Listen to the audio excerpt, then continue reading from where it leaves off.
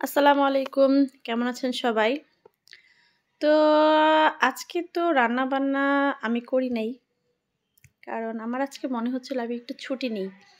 তো আমার বোন আজকে রান্না-বান্নার আয়োজনগুলো করেছে। তবে হ্যাঁ, এই বিচি আলুর ভর্তাটা কিন্তু আমিই করেছি। কারণ বিচি আলুর ভর্তা আমার নিজের হাতে করলে আমার কাছে আরো বেশি ভালো লাগে।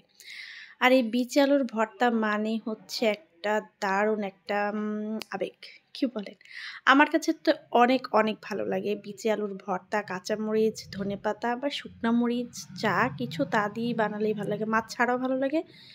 আ মাছ, শুটকি খালি যেভাবে করি ওভাবে ভালো লাগে। আমার হাসব্যান্ড আবার অনেক পছন্দ করে। তো এখানে ভর্তা করে নিয়েছি আর এদিকে সামান্য একটু ডাল রান্না করব। ভাত বসিয়ে দিয়েছি। আমার ছেলেটা আবার ইদানিং ডাল খেতে খুব পছন্দ করছে।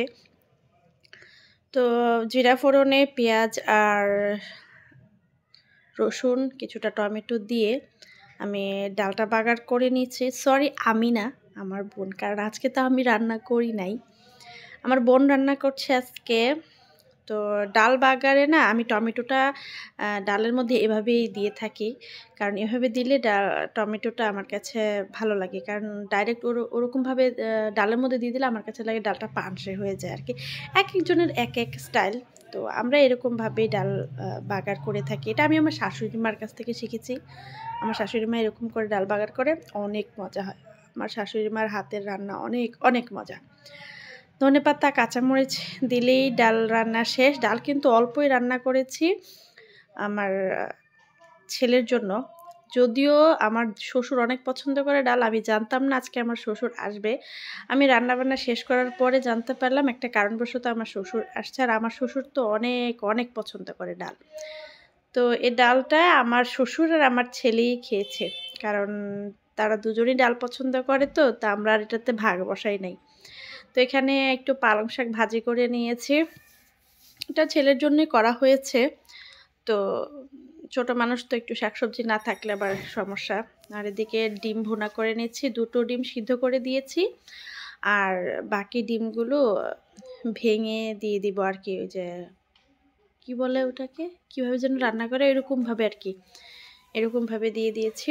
এরকমভাবে দিলে আমার হাসব্যান্ড আবার খুব পছন্দ করে। তার কথা হচ্ছে এরকমভাবে ডিম রান্না করলে ডিমের মধ্যে সব মসলা ঢোকে, তার কাছে অনেক বেশি ভালো লাগে আরকি।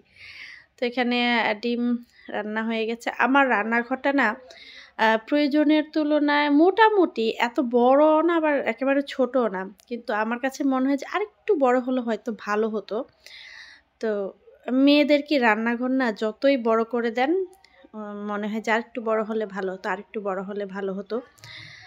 তো মেয়ে মানুষের জীবনের জীবনের 80% সময় কিন্তু কাটে এই রান্নাঘরেই। যারা সংসারী মেয়ে আরকি। আর যারা অফিস করেন তাদের তো আলাদা কথা। যারা সবসময় ঘর সামলান হোম মেকার যারা, ওইসব মহিলাদের মেয়ে, আপু, ভাবি সবার রান্নাঘরটাই সবচেয়ে প্রিয়। রান্নাঘরটা একটু সাজানো গুছানো হলে না সব মেয়েদেরই অনেক ভালো লাগে। এই তো এই বিচি আলুর ভর্তা দিয়ে ভাত, উফ! এই স্বাদের কোনো জুড়ি নেই। আলহামদুলিল্লাহ। কার, কার বিচি আলু পছন্দ, বিচি আলুর ভর্তা পছন্দ অবশ্যই কমেন্ট করে জানাবেন। আমার ঘরের সবার খুবই পছন্দ।